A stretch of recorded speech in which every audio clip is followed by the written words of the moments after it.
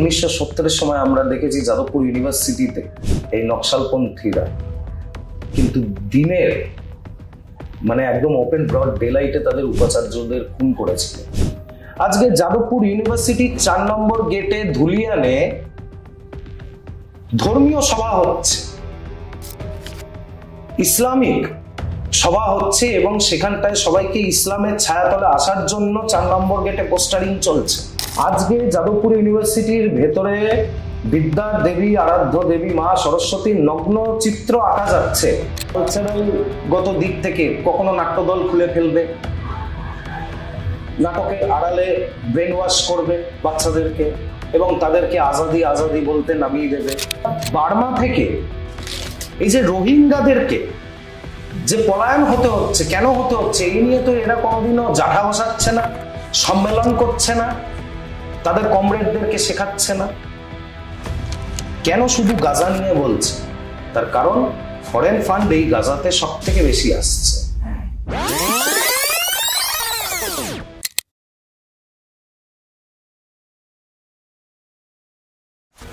আজকের পডকাস্টের বিষয়বস্তু হলো যাদবপুর বিশ্ববিদ্যালয়ের মধ্যে কিভাবে দিন দিন বেড়ে উঠছে মাওবাদী মতাদর্শের ছাত্রছাত্রী, যাদের অনেকের সোশ্যাল মিডিয়া অ্যাকাউন্ট দেখলে দেখা যাচ্ছে ভারত বিদ্বেষী পোস্ট। কোথায় লুকিয়ে আছে এর বীজ? সব কিছু জেনে নেব আজকের এই বিশেষ পডকাস্টে। আর এই পডকাস্টে আলোচনা করার জন্য আমরা পেয়ে গেছি আমাদের বিশেষ অতিথি নবান্ন অভিযানের কাণ্ডারি সায়ন লাহিড়ী মহাশয়কে। তাই সম্পূর্ণ পডকাস্টটি শুনুন, দেখুন এবং জানুন শুধুমাত্র চন্দন চরিত বেঙ্গলি পডকাস্টে।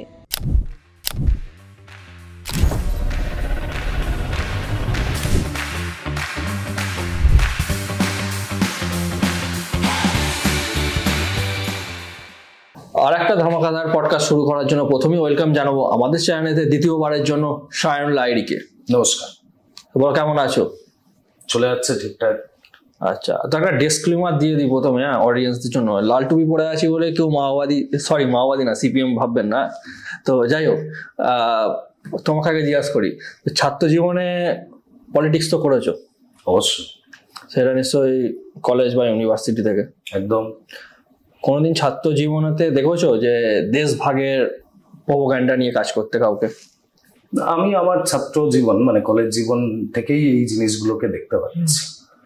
আমার আগে যারা ছিল তারা দেখেছে কি না এটা অবশ্যই দেখেছে। তার কারণ আমরা ইতিহাস জানলে এরকম দেখতে পারি যে আমাদের কলকাতাতে এরকম অনেক কলেজেই এরকম দেশভাগের, শুধু কলকাতায় নয়, বিভিন্ন ভারতের বিভিন্ন এলিট ইনস্টিটিউশনে এরকম প্রোপাগান্ডা ছড়ানো হয়। তো এটা আমার কাছে নতুনত্ব কিছু নেই এবং আমার বাড়ি যেহেতু যাদবপুরে, তো এরকম কথাবার্তা আমরা আমাদের অঞ্চল দিয়েও শুনতে পাই। আচ্ছা, তুমি বলছো আগে থেকেও এটা শুনতে পেতে, কিন্তু এটা জাস্ট মার্কেটে বা হাইলাইট হয়েছে এই ঘটনার পরই, যাদবপুর ঘটনার পরই? না, এটা মার্কেটে হাইলাইট শুধু যাদবপুর ঘটনার পরে হয়নি। এটা 70 দশকে থেকে কিন্তু এটার শুরু হয়ে গেছিল। আজকে পশ্চিমবাংলায় যখন নকশাল আন্দোলন শুরু হলো, তো সেই সময় এই অধুনা দক্ষিণ কলকাতায় এই যাদবপুর যে অঞ্চলটা, এটা বিস্তীর্ণ। আমাদের যখন 71-এ ওপার বাংলা থেকে সমস্ত রাতরাত চলে আসলো, হিন্দুরা ধর্মীয় নিপীড়ন সহ্য না করতে পেরে, তো তখন তারা এখানটায় কলোনিতে বসবাস করছিল। তো তখন আমাদের এখানটায় একটা আপসার্জ হচ্ছিল কমিউনিস্ট মেন্টালিটি, কমিউনিস্ট মাইন্ডসেটের, কমিউনিজম আন্দোলনের একখানা আপসার্জ যেখানটায় আমরা পশ্চিমবঙ্গে দেখতে পাচ্ছিলাম। এবং তাকে কাউন্টার করার জন্য নকশালদের একখানা গ্রুপ আমরা দেখতে পেলাম। তো দেখলাম যে এই নকশালদেরকে বিভিন্ন এলিট কলেজ থেকে এদেরকে খুব পাকা মাথারায় এদের ব্রেন ওয়াশ করে এরকম একখানা বৈমাত্রিক সুলভ দেশের সার্বভৌমত্বের বিরুদ্ধে দাঁড় করিয়ে দিচ্ছে।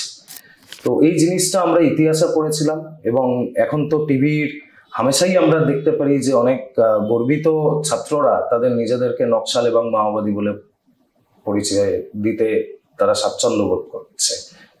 হ্যাঁ, অন ক্যামেরা তো ডাইরেক্টলি বলেই দিচ্ছে এবং বড় বড় সিপিআইএম লিডার তার পিছনেই দাঁড়িয়ে আছে, স্টেজেতে আমরা দেখতেই পাচ্ছি, সেখানে কিছু বলছে না। আচ্ছা, এসএফআই কে দেখা যায় যে তারা ফ্রি প্যালেস্তাইন নিয়ে আন্দোলন করতে, কিন্তু এসএফআই বা সিপিআইএম কে কখনো দেখা যায় না যে বাংলাদেশের ওপর হিন্দুদের ওপর যে টর্চার হচ্ছে তাই সেইটা নিয়ে কোনো আন্দোলন করতে বা একটা কথাও খরচ করতে। দেখো, তোমার এই পডকাস্টের মাধ্যমে আমি কিছু বিষয় তোমার দর্শকদের জানাতে চাই।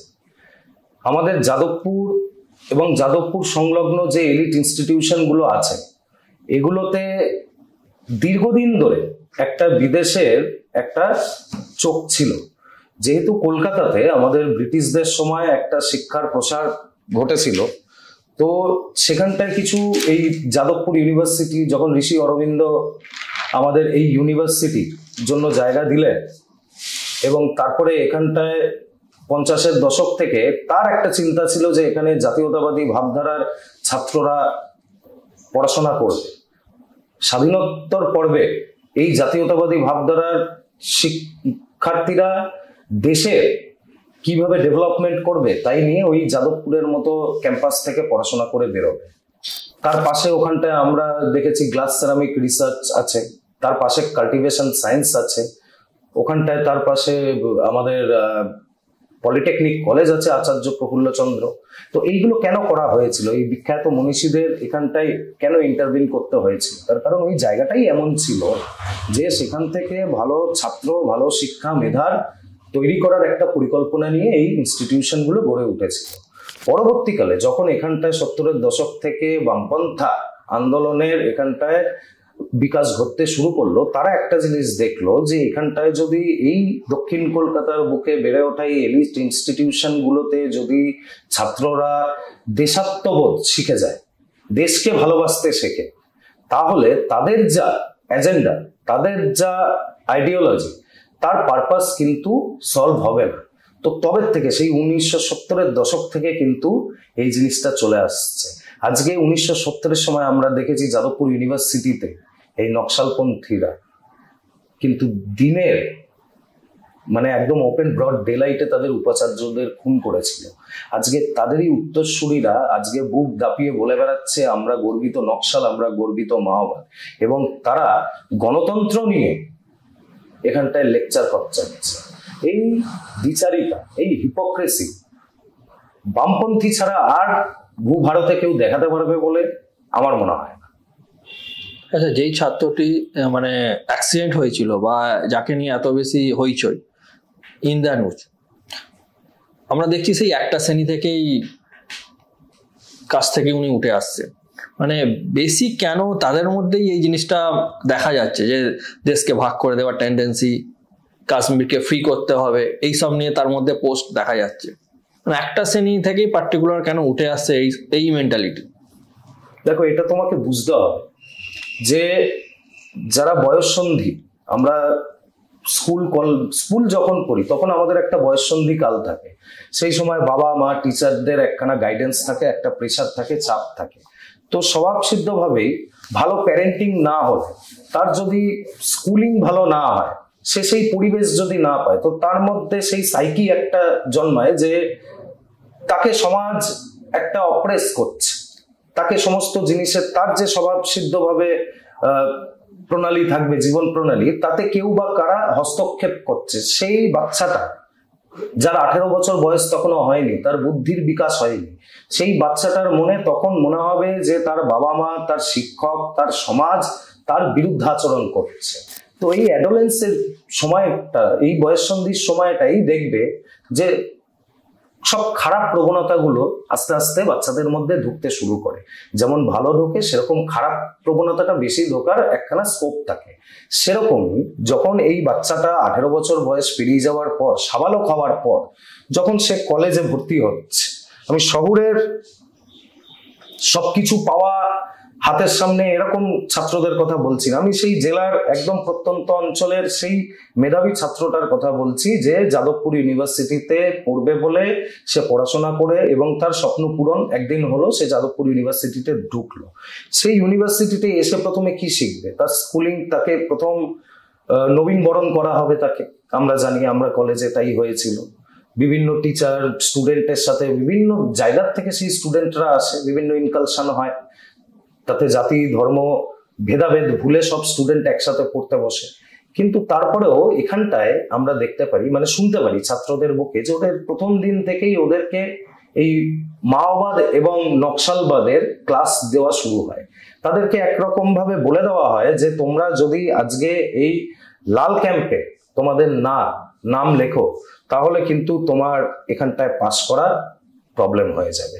এই প্রচ্ছন্ন থ্রেট কালচার আজকে শুধু এই যাদবপুর ইউনিভার্সিটিতে নয়, আজকে এই এসএফআই শুধু করছে না, কিংবা ডিআইএসও করছে না, কিংবা আয়সা করছে না, এটা তৃণমূল ছাত্র পরিষদ ও বিভিন্ন কলেজে এই থ্রেট কালচারটা দিয়ে ছাত্রদের মনে একটা ভয়ের সঞ্চার করছে যে আমাদের কলেজে পড়তে হলে আমাদের ইউনিয়নকে তোমাকে একরকম বাধ্যতামূলকভাবে মেনে নিতে হবে এবং এটার প্রচার প্রসার করতে হবে। আর এর অন্যথা যদি হয় তাহলে তুমি হয়ে যাচ্ছ ফ্যাসিস্ট, তাহলে তুমি হয়ে যাচ্ছ এখানটায় কমিউনাল।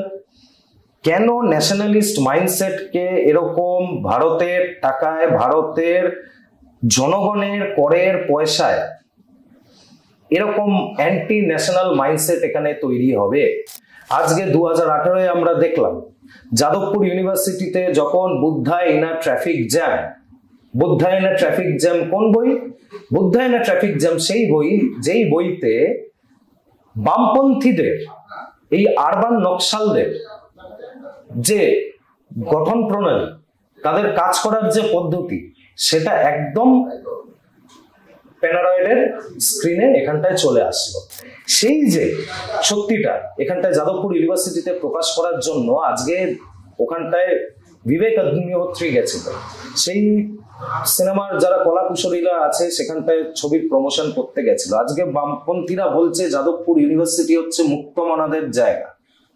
তাহলে কি মুক্তমনা যে এরকম একটা সিনেমা কে এখানটায় করতে গেলে তাদেরকে এখানটায় সহিংসতার অবলম্বন করতে হচ্ছে? আজকে যাদবপুর ইউনিভার্সিটির ভেতরে বিদ্যার দেবী, আরাধ্য দেবী মা সরস্বতীর নগ্ন চিত্র আঁকা যাচ্ছে। সেটা লিবার্টি, ক্রিয়েটিভ লিবার্টির নাম করে আমি সেখানটায় মা সরস্বতীর নগ্ন চিত্র আঁকছি।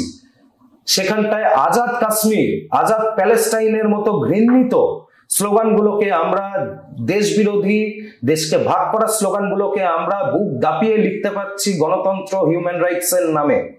কিন্তু যখন এই মাওবাদ, নকশালবাদ এদেরকে সরকার হাজারবার বলার পরেও, শতবার তাদেরকে সারেন্ডার করার সুযোগ দেওয়ার পরেও, তাদেরকে মূল স্রোতে ফিরিয়ে আনার জন্য অনেক রকম প্রকল্প এখানটায় রাজ্য সরকার, কেন্দ্রীয় সরকার উভয় মিলে বছরকে বছর করে যাচ্ছে, তারপরেও তাদের মধ্যে কেউ বা কারা ঢুকিয়ে দিয়েছে এই মাওবাদের নামে, এই নকশালবাদের নামে, যে এইভাবে বন্দুকের মাধ্যমেই ক্ষমতার উৎস তাদেরকে দখল করতে হবে। আমি এই বাচ্চাদের দোষ দেব না, এই বাচ্চাদের কাউন্সিলিং ঠিকভাবে হয় না। এই বাচ্চারা যখন যায় তাদের কিছু পাকা মাথা, কোন পাকা মাথাগুলো? যাদের ফরেন ফান্ডে সংসার চলছে। আজকে তো ইউএস এডের ঘোষণার পর ইউএস এড যে লক্ষ লক্ষ টাকা, কোটি কোটি টাকা আজকে বাংলাদেশের সরকারকে ঘোরানোর জন্য, ভারতের সরকার ঘোরানোর জন্য, আজকে আমেরিকান প্রেসিডেন্ট ডোনাল্ড ট্রাম্প তার হোয়াইট হাউস থেকে বলছে যে এত এত লক্ষ লক্ষ কোটি টাকা আজকে ভারতের যে তদানীন্তন সরকার আছে 2024-এ তার এগেনস্টে ভোটার টার্ন আউট করার জন্য এখানটায় ব্যবহার করেছিল। আমরা ভারত সরকারের সেই নির্দিষ্ট সংশ্লিষ্ট কর্তৃপক্ষের কাছে আমরা চাইছি, ডিমান্ড করছি যে কাদের কাছে এই টাকাগুলো এসেছিল, কোন কোন এনজিও ঘুরপথে এই টাকাগুলো পেয়েছিল, এবং এই টাকাগুলো পাওয়ার পর সেই এনজিও এবং সেই এনজিওর যে লোকেরা আছে তারা কাদের সাথে যোগসাযোগ করে আজকে শাহিনবাগ করেছে, আজকে শাহিনবাগে সিএ বিরোধিতা আন্দোলন নামিয়েছে, আজকে কৃষক বিলকে কেন্দ্র করে আজকে দিল্লির মধ্যে, আজকে পাঞ্জাবের মধ্যে আজকে এরকম এনার্কি সৃষ্টি করেছে। এই জিনিসগুলো আমাদেরকে জানা উচিত। আজকে যখন ভারতবর্ষের দুদিকে, পূর্ব দিকে এবং পশ্চিম দিকে দুই পাকিস্তান অবস্থান, সেখানটায় আমাদের উত্তরে যেখানটায় আমাদের চীন সবসময় লোলুপ দৃষ্টিতে আমাদের বর্ডারের দিকে তাকিয়ে আছে, সেখানটায় ভারতের মধ্যে বাড়তে থাকা এই দেশ বিরোধী শক্তিগুলোকে আমাদের চিহ্নিত করতে হবে এবং তার যথাযথ ব্যবস্থা করতে হবে। তবে আমি আশাবাদী, গত 21শে মার্চ আমাদের নতুন সংসদ ভবন থেকে দেশের সম্মানীয় স্বরাষ্ট্রমন্ত্রী মাননীয় অমিত শাহ মহাশয় তিনি ঘোষণা করেছেন সর্বসমক্ষে যে 2026-এর 21শে মার্চের মধ্যে ভারতবর্ষ থেকে নকশালবাদকে শেষ করে দেওয়া যাবে। তাই আমি তার কথায় কেন আশাবাদী, তার কারণ তার এবং তার সরকার কর্তৃক এই 370 কিন্তু অ্যাবলিশ করা গেছে। আজকে তার সরকার এখানটায় সাহস দেখাচ্ছে যে বছর বছর ধরে যেই ডিলিমিটেশন আটকে আছে সেই ডিলিমিটেশন করার জন্য আজকে এখানটায় সদর্থক ভূমিকা নিচ্ছে। আজকে তার সরকার এক দেশ এক ভোট আইন প্রণয়ন করার দিকে এগোচ্ছে।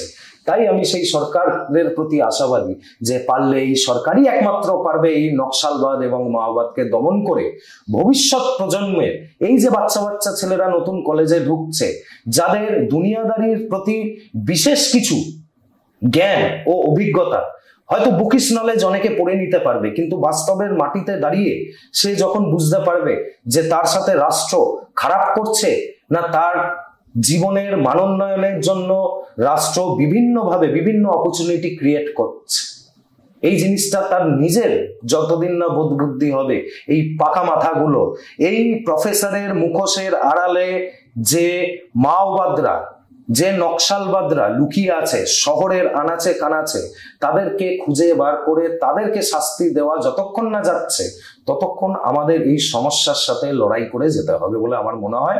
এবং আমি আশাবাদী যে এটা আগামী 1 বছরের মধ্যেই আমরা যেই আলোচনা করছি নকশালবাদ নিয়ে আজকে, এই আলোচনা হয়তো আমাদের ইতিহাস হয়ে যাবে। মানে আমরা এরকম আলোচনা করব যে ইতিহাসে একসময় নকশাল আন্দোলন মাওবাদ আন্দোলন আমরা বাংলায় দেখেছি, কিন্তু আমরা তখন ইতিহাস নিয়ে আলোচনা করব, বর্তমান প্রেক্ষাপটে তখন এগুলো অ্যাবলিশ হয়ে যাবে। আচ্ছা, কয়েক বছর বলাটাও ভুল হবে, 1 থেকে 2 বছর আগে আমরা দেখেছি মানে একটা র্যাগিং চক্র কাজ করতে, একটা ছেলেকে সুসাইডও করতে হয়েছে, 3 তলা ছাদ থেকে ঝাঁপ মারতে হয়েছে। সেখানে দেখা গেছে যে মানে আগেকার কলেজ ছেড়ে দিয়েছে 4-5 বছর আগেকার তারা এসে র্যাগিং করে যাচ্ছে। মানে এখানেও কি সেই মানে কলেজ ছেড়ে যাওয়া পাস আউট হয়ে যাওয়া স্টুডেন্টদেরও কি হাত আছে বলে তোমার মনে হয়? অবশ্যই আছে। এটা একটা নেক্সাস, এটা একটা ইভিল নেক্সাস, যেই ইভিল নেক্সাসটা অপারেট হয়ই হচ্ছে ভারতের বাইরে থেকে। ভারতের মধ্যে কিন্তু এর শুধু বিকাশ বিস্তারটা হচ্ছে, এর টোটাল আইডিওলজিটা প্রমোট হচ্ছে ভারতের কোনো বাইরের কোনো ফরেন ফান্ড থেকে। ফরেন ফান্ড কোনো ফরেন থিঙ্কার কিংবা ভিশনারি ফিলান্থ্রপিস্টের থেকে নয়। একটা ফান্ড আসছে, সেই ফান্ড ভারতের দেশের বিরুদ্ধাচরণের জন্য যা যা করা যেতে পারে সিস্টেমেটিক্যালি, যেই স্তর দিয়ে করা যেতে পারে সেই স্তরে এইটা হচ্ছে। আর তুমি যেটা বলছো থ্রেড কালচারের কথা, আমি রেপ কালচারের কথা কি করে ভুলে যাই? তুমি একটু খোঁজ নিয়ে দেখো, প্রতি সপ্তাহে অন অ্যান অ্যাভারেজ 2 থেকে 3 জন তারা নিজেদেরকে বামপন্থী নেত্রী হিসাবে, বামপন্থী আন্দোলনের শরিক হিসাবে নিজেদেরকে জাহির করে। তারা নিজেরা সোশ্যাল মিডিয়াতে তাদের বামপন্থী নেতাদের বিরুদ্ধে যৌন নির্যাতনের অভিযোগ নিয়ে আসে। এই জিনিসটা প্রতি বছর প্রতি মাস রিপিটেডলি হচ্ছে। আজকে আমরা সেই বিশ্ববিদ্যালয়কে মুক্তমনা বিশ্ববিদ্যালয়ে কিভাবে বলবো, যেখানকার ফার্স্ট ইয়ারের একজন শিক্ষার্থী বলছে কলেজের ভেতরে তাকে মদ্যপান করাটা তার বেসিক রাইট, তাকে কলেজে মদ্যপান করতে হবে। কেউ যদি কোনো সাংবাদিক, এটা সাংবাদিক কোনো প্রশ্ন করছে, তার প্রত্যুত্তরে সেই মহিলা বলছেন, সেই ছাত্রী বলছেন যে তাদের এইটা কলেজটা গণতান্ত্রিক পরিবেশে মুক্তমনা পরিবেশ, তো সেখানটায় তারা বিয়ার খেতে পারে। তার মানে তারা কতটা নেশাচ্ছন্ন যে তারা স্থান কাল পাত্রের যে জ্ঞান একটা স্বাভাবিক মানুষের কনসাস থাকে, সেই কনসাসনেসটাও তাদের হারিয়ে গেছে। তারা কি বলছে? তারা নিজেরাই নিজেদেরকে, আমরা জানি কাক কাকের মাংস খায় না, তারা নিজেরা বলছে তার সতীর্থ কমরেডকে যে তাকে শালকু ট্রিটমেন্ট দেবে। কি এই শালকু ট্রিটমেন্ট? শালকু ট্রিটমেন্ট হচ্ছে তাদের সময়কার খুন করে মাঠের মধ্যে ফেলে রাখতো, তার অন্ত্যেষ্টিক্রিয়া করার জন্য কেউ যাতে তার মৃতদেহের পাশে না যায়, তার জন্য বন্দুক তাক করে রাখতো ওই মৃতদেহটার পাশে, কেউ গেলে তাকে গুলি করে দিত এবং সেখানটায় মরে পচে পশুতে কুকড়ে কুকড়ে খেত তার মাংস। সেই ট্রিটমেন্ট নাকি যাদবপুরের স্টুডেন্ট, সে একটা ছাত্র সংগঠন করে, অন্য আরেকটা ছাত্র সংগঠনের সতীর্থদেরকে বলছে, এবং শুধু বলছে না, সেটা দেয়াল লিখন চলছে। আজকে যাদবপুর ইউনিভার্সিটি, প্রেসিডেন্সি ইউনিভার্সিটি, আমরা জেএনইউর কথা জানি, জেএনইউতে ভারত বিরোধী স্লোগান উঠেছিল। আজকে শারজিল ইমামের মতো যে ভারত বিদ্বেষী ছাত্ররা আছে তারা এখন জেলে আছে। কিন্তু আমার কথা পশ্চিমবঙ্গে, যেখানটায় পশ্চিম পাকিস্তান আমি বলবো, বাংলাদেশ বলবো না, এখন আজকে 4200 কিলোমিটার বর্ডার আমাদের বাংলার সাথে যুক্ত হয়ে আছে, সর্ববৃহৎ বর্ডার ভারতের সাথে বাংলাদেশের এই পশ্চিম বাংলার সাথে শেয়ার করছে। তো সেই বর্ডার থেকে এত ইনফিল্ট্রেশন আসছে। আজকে যাদবপুর ইউনিভার্সিটির 4 নম্বর গেটে ধুলিয়ানে ধর্মীয় সভা হচ্ছে, ইসলামিক সভা হচ্ছে, এবং সেখানটায় সবাইকে ইসলামের ছায়াতলে আসার জন্য 4 নম্বর গেটে পোস্টারিং চলছে, যাদবপুর স্টেশনের গেটে পোস্টারিং চলছে যে ধুলিয়ানের ওখানটায় ইসলামিক মজলিস সভা হবে, সেখানটায় ইসলামে আসার জন্য সবাইকে দাওয়াত দেওয়া হচ্ছে। এগুলো ওপেন হচ্ছে। এগুলোর বিরুদ্ধে কোনো সংবাদ যখন করতে যাচ্ছে সাংবাদিকরা, তাদেরকে রীতিমতো হ্যাকেল করছে, তাদের রীতিমতো মানে একটা জেপোর্ডাইজ সিচুয়েশন ওখানটায় তৈরি করে দিচ্ছে। আজকে কোনো নেতৃত্ব রাজনৈতিক দলের, সে যদি তার বিরুদ্ধে আচরণ করতে যায়, তাদেরকে দাগিয়ে দিচ্ছে ফ্যাসিস্ট বলে, তাদেরকে দাগিয়ে দিচ্ছে কমিউনাল বলে। কে এদেরকে এই আস্পর্ধা দিয়েছে? তাদের কথাই বা কে প্রাসঙ্গিক হিসাবে বলছে? আজকে তারা পশ্চিম বাংলার সংসদীয় রাজনীতিতে কতটা শতাংশ মানুষের জনমত নিয়ে এই এত বড় বাতেলাবাজিগুলো করতে পারছে? তাদের নেতারাই তো আজকে এই পশ্চিম বাংলার ভবিষ্যৎকে এই ভাতাজীবী হওয়ার দিকে ঠেলে দিয়েছে। 54,000 কারখানা যাদবপুরের ওই ইউনিভার্সিটি এবং তাকে কেন্দ্র করে বাদ দিলে, আমরা যাদবপুর লোকসভাটা যদি দেখি, যার মধ্যে যাদবপুর আছে, টালিগঞ্জ আছে, সোনারপুর, বারুইপুর এবং ভাঙড় আছে। আজকে আমরা টালিগঞ্জে দেখেছি ফিল্ম ইন্ডাস্ট্রি, টলিউডের একটা ইন্ডাস্ট্রি ছিল। আজকে যাদবপুরে বেঙ্গল ল্যাম্প ছিল, সুলেখা কারখানা ছিল, কৃষ্ণা ক্লাস ছিল। আজকে এই বাম শাসনের সময় আজকে তাদের বুদ্ধদেব ভট্টাচার্য কমরেড যেই আসন থেকে জিতেছে, সোমনাথ চ্যাটার্জির মতো দিকপাল কমরেড যেই আসন থেকে জিতেছে, যারা মিনিস্টার দিয়েছে, সেই তথাকথিত এলিট দিকপাল বুদ্ধিজীবী কমরেডদের সেই স্থানে কারখানাগুলোর আজকে ভগ্নপ্রায় অবস্থা, খান্ডার হয়ে পড়ে আছে।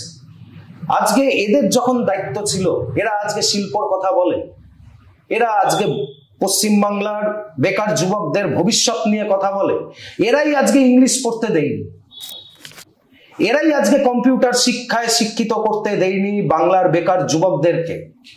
যেই কারখানাগুলো আজকে স্বাধীনোত্তর পর্বে কলকাতা এবং কলকাতাকে কেন্দ্র করে গড়ে উঠেছিল, কলকাতা যেহেতু ক্যাপিটাল ছিল, তাই ব্রিটিশ সরকার বিভিন্ন দেশের মধ্যে যে শিল্প প্রতিষ্ঠানগুলো আছে তার মেন হেড অফিস কলকাতায় ছিল। কিন্তু এই কমিউনিস্ট কালচার কি করেছে? ইউনিয়নবাজি করে করে এক একটা কারখানার বাইরে তালা দিয়েছে। আর আজকে এই কমিউনিস্ট নেতাদের, তাদের একটু বাড়ির দিকে তাকান, কোন কমিউনিস্ট নেতার বাড়ি 3 তলার নিচে পাবেন না আমাদের যাদবপুর এলাকায়। আমি ক্যামেরার সামনে এটা নিজের দায়িত্ব সহকারে বলতে চাচ্ছি।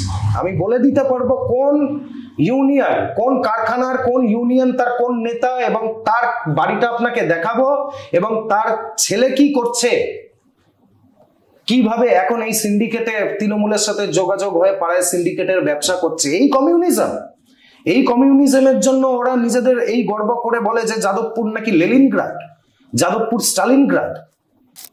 আজকে যাদবপুর যেখানটায় অধিকাংশ সাধারণ হিন্দু বাড়ির যখন ওখান থেকে বাংলাদেশ থেকে পেরিয়ে এখানে কলোনি তৈরি করলো, তাদের বাড়িতে তুলসী মঞ্চ ছিল। সিস্টেমেটিক ভাবে এরা তাদের এই মানুষের থেকে তাদের তো অর্থনৈতিক ভাবে সচ্ছল করতে পারলো না, তাদের থেকে যে ধর্মটা ছিল শেষ আশ্রয়, সেটাকেও আস্তে আস্তে কেড়ে নিয়ে তাদের মধ্যে একখানা কেমন মানসিকতা তৈরি করে দিয়েছিল যে কোনোভাবে তুমি অথরিটির বিরুদ্ধাচরণ করো এবং বিরুদ্ধাচরণ করে নিজের গোষ্ঠী নিজের কিভাবে সুবিধা আদায় করতে পারবে সেই জিনিসগুলোর প্রতি চিন্তা ভাবনা তৈরি করে। আজকে কি এই নকশালবাদ, কি এই মাওবাদ? আজকে স্বাধীনতার পর এত বছর হয়ে গেল, সমস্ত সরকার এত সুযোগ সুবিধা দিচ্ছে, সেটা মানুষের কাছে পৌঁছাচ্ছে কিনা সেটা প্রশ্নের কথা হতে পারে।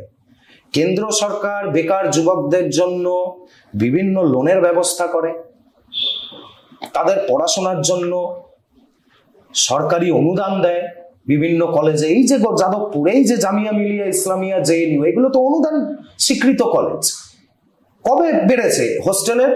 70-এর পর থেকে হোস্টেলে যাদবপুর ইউনিভার্সিটির দাম বেড়েছে। তাও তারা কেন সরকারের বিরুদ্ধে আচরণ করছে? তাদের কাছে কি কোনো কারণ আছে সুস্পষ্ট? আজকে ছাত্র সংসদ নির্বাচন হচ্ছে না, সেটা কলেজের আভ্যন্তরীণ ব্যাপার। যাদবপুর ইউনিভার্সিটিতে শুধু হচ্ছে না, জ্যোতিষ রায় কলেজেও হচ্ছে না, যোগেশচন্দ্র কলেজেও হচ্ছে না। যেখানটায় বামপন্থী ছাত্র সংগঠন আছে সেখানেও হচ্ছে না, যেখানে নেই সেখানেও হচ্ছে না। যেখানে অখিল ভারতীয় বিদ্যার্থী পরিষদের ছাত্র সংগঠন আছে সেখানেও হচ্ছে না। কেন হচ্ছে? এই ছাত্র সংসদ নির্বাচন কলেজের আভ্যন্তরীণ ম্যাটার।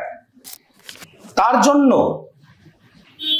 আমি সবসময় একটা যাদবপুর অঞ্চল শান্তপ্রিয় মানুষদের বাস, তথাকথিত শিক্ষিত মানুষদের, যাদের ব্রেড অ্যান্ড বাটার করতে গেলে চাকরিজীবী, সেই চাকরিজীবী মানুষদের যেখানটায় অধিক বাস, সেখানটায় আয়ে দিন এরা যাদবপুরের সেই চলতি রাস্তাকে বন্ধ করে দিচ্ছে।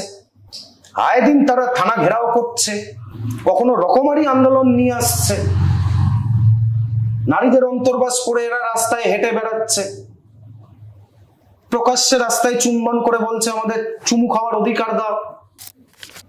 আজকে এরা কি ভুলে যাচ্ছে এদের বামপন্থী? তাদের সাথে আমার ব্যক্তিগতভাবে রাজনৈতিক মতাদর্শের পার্থক্য আছে, কিন্তু সেই সময়কার বামপন্থী চারু মজুমদার আমি মনে করতে পারি না যে প্রকাশ্যে চারু মজুমদার জ্যোতি বসুর সাথে রাস্তায় চুম্বনরত অবস্থায় হেঁটে যাচ্ছে, চুমু খাওয়াকে আন্দোলন করেনি। আজকে তুমি ভাবো যে বাস্তবের প্রেক্ষিতে চারু মজুমদার, জ্যোতি বসু, এই দিকপাল কমরেড নেতারা আর কোনো আন্দোলন নেই, তারা কি করছে? রাস্তায় চুমু খাবে ওপেন। তার জন্য একে অপরকে চুমু খেয়ে তার প্রতিবাদ জানাচ্ছে, এবং তার জন্য এই যাদবপুর এরিয়াতে একদম সন্ধ্যেকালীন সবাই কষ্ট করে অফিস থেকে ফেরত আসে, 3 ঘন্টা ধরে আমি অবরোধ করে রেখে দিলাম। এবং তাদের মধ্যে একটা দম্ভ এখনো কাজ করে। আমি জানি না তাদের এই দম্ভটা কোথা থেকে আসে। তারা ভাবে এখনো তারা পশ্চিমবঙ্গের স্বার্থ শাসনে আছে, তাদের স্বৈরাচারী শাসন পাঠ, মৌসুমী পাঠটা এখনো তাদের চলছে। তারা এখনো এই সাইবেরি গণহত্যায় যখন পশ্চিমবাংলার প্রতিটি মানুষ নিন্দা ঝড় তুলছে, তখন তারা কলার তুলছে যে সাইবেরি গণহত্যাকাণ্ড সেই সময় ঠিক ছিল, যারা করেছে তাদেরকে প্রাউড বলছে তাদেরকে। আজকে এরা প্যালেস্টাইন নিয়ে, গাজা নিয়ে এখানটায় এত চর্চা করছে। কই আজকে এরা উইঘুর মুসলিমদের ওপর যেই অমানবিক অত্যাচার সিসিপি করছে, তার বিরুদ্ধে একখানা স্টেটমেন্ট তো এসএফআই এর নেতা প্রতিকুর রহমান কিংবা ডিওয়াইএফআই এর নেতা কলতান এরা তো দিচ্ছে না। নাকি এদের দিলে এদের যে মাসোয়ার, এদের যে লেভি, সেটা আটকে যাবে? আজকে বুঝতে হবে এদের টিকিটা কোথায় আটকে আছে। এদের টিকিটা ওই নো ভোট টু বিজেপি অব্দি আটকে আছে। তার কারণ এই no vote to BJP campaign run করার জন্য রাজ্যের তদানীন্তন সরকার এদের ক্যাশ অর কাইন্ডে এদের উপঢৌকন দেয়, এবং সেই ক্যাম্পেইন তাদের লঞ্চ করতে হয়, রান করতে হয় বাংলার মাটিতে। আজকে এরা ভাড়ায় খাটে। এরা কি ভুলে যাচ্ছে এরা আর কোনো সংসদীয় রাজনীতিতে মানুষ এদেরকে একদম আস্থা করে ফেলে দিয়েছে? আজকে এদের দিল্লিতে এদের প্রাপ্ত ভোট দেখলে, এদের মানসিকতার, এদের আদর্শের প্রাপ্ত ভোট যদি আমি দেখি, এর থেকে দিল্লি প্রাইডের, এর থেকে এরা তো জেন্ডার নিউট্রাল, বাইনারি নিউট্রাল লোকেদেরকে নিয়ে এদের আন্দোলন চলে।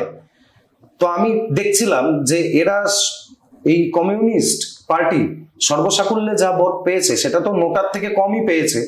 আমি দেখছিলাম যে এরা ভোট দিয়েছে যাদের, দিল্লিতে তো প্রাইড ওয়াক হয়, 2024 প্রাইড ওয়াকে কত লোক ছিল, সেখানে আমি দেখলাম 10,000-এর মতো লোক ছিল, কিন্তু দিল্লিতে 10,000-এর মতো ভোট এরা পায়নি।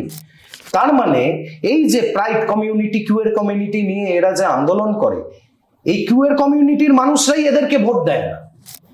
এরা যে শাহিনবাগ নিয়ে আজকে কলকাতার যাদবপুর রাস্তাকে অবরোধ করে রাখে, আজকে পার্ক সার্কাসকে অবরোধ করে রাখে, আজকে কত শতাংশ সংখ্যালঘু এদের পাশে দাঁড়ায়? কত শতাংশ সংখ্যালঘু এদের পাশে দাঁড়ায়?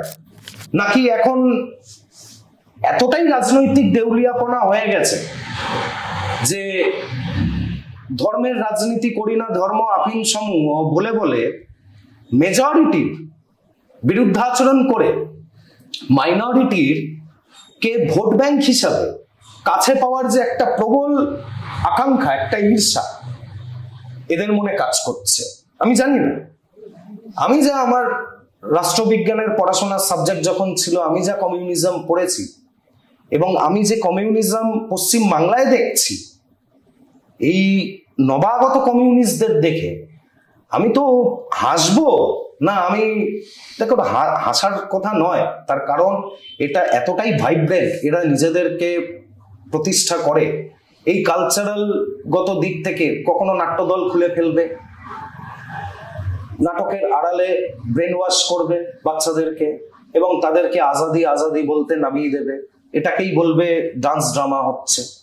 এরকম ভাবে যে এরা ম্যানিপুলেটিভ, এদের যে স্কিল, এদের নেতৃত্ব দেয়, এতে দেখে আমার এদের প্রতি করুণা যে এরা সংসদীয় রাজনীতিতে মানুষ এদের মেনে নিচ্ছে না।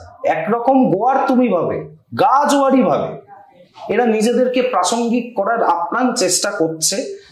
তবে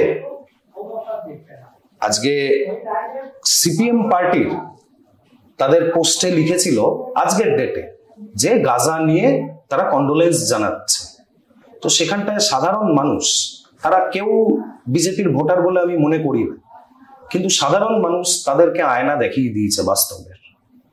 এবং তারা যে এই দেউলিয়াপনাগুলো করছে, তাদের আইডিওলজিকে টিকিয়ে রাখার জন্য আমি তাদের অ্যাডভাইস করব যে এই দেউলিয়াপনাগুলো বন্ধ করে মানুষের প্রকৃত যে সমস্যাগুলো আছে দৈনন্দিন জীবনে, সেগুলো নিয়ে একটু কথাবার্তা, আলাপচারিতা, আন্দোলন করুক না ছাত্ররা, তাতে তো অসুবিধা নেই। আমরা তো স্টুডেন্ট ফেডারেশন অফ ইন্ডিয়াকে নিয়ে কোনো অসুবিধা নেই, কিংবা Democratic youth federation of India নিয়েও আমাদের অসুবিধা নেই।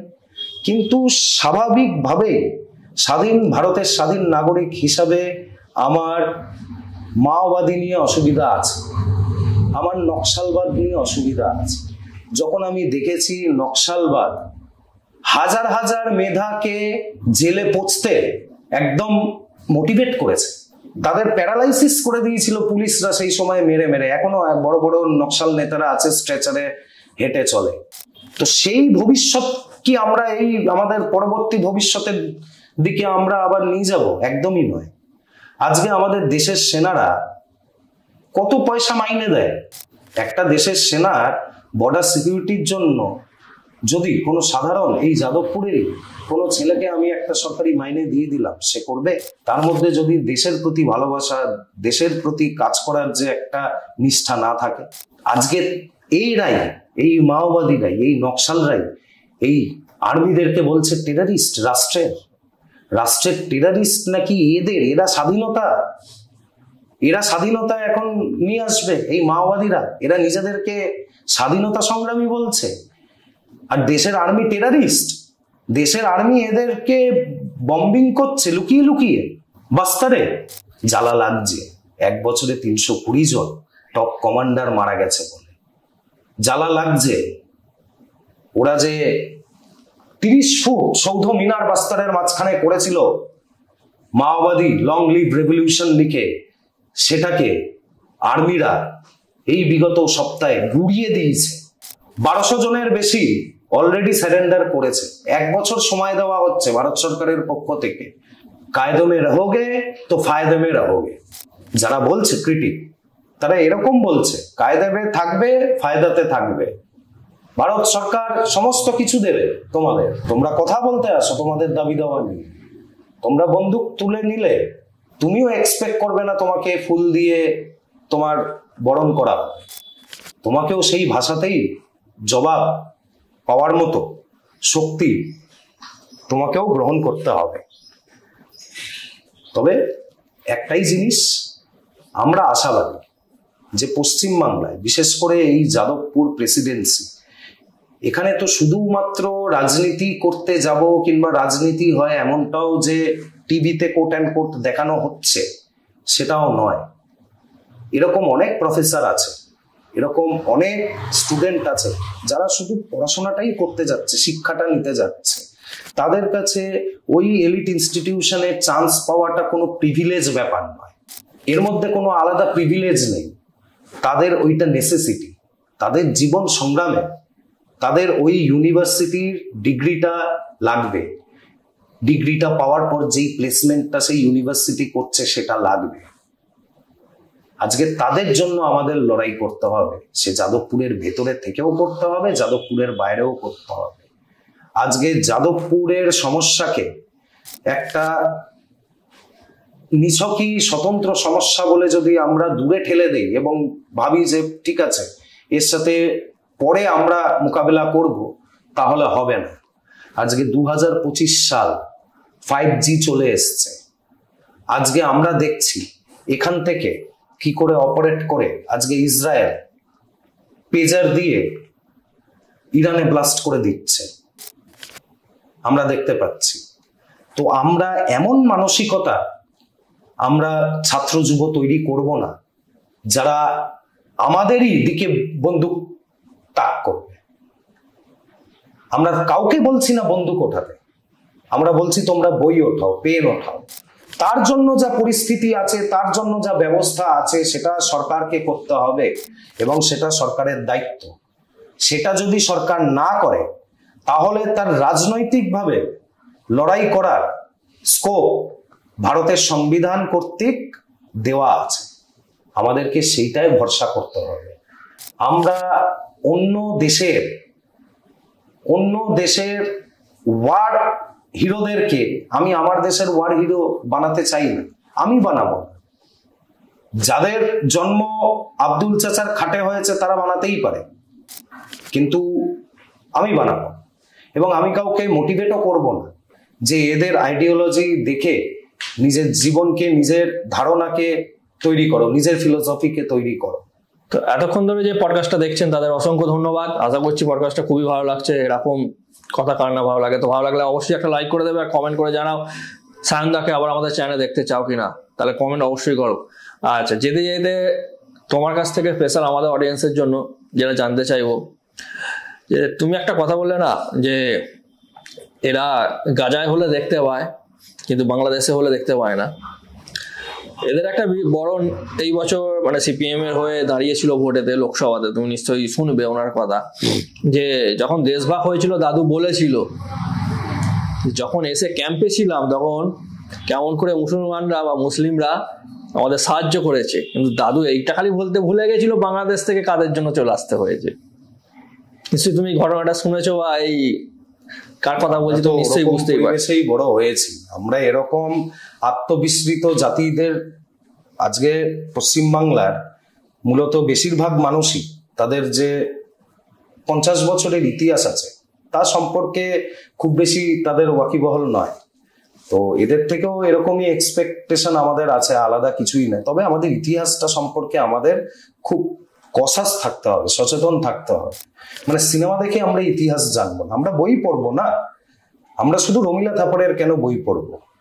আমরা অন্যান্য ইতিহাসবিদদেরও বই পড়বো। আজকে বামপন্থীরা গাজা নিয়ে কথা বলছে, তারা কখনো বালুচিস্তান নিয়ে কথা বলবে না। আজকে বালুচিস্তানে পাকিস্তান আর্মি জোরপূর্বক বালুচদেরকে এত বছর ধরে অপ্রেস করে যাচ্ছে।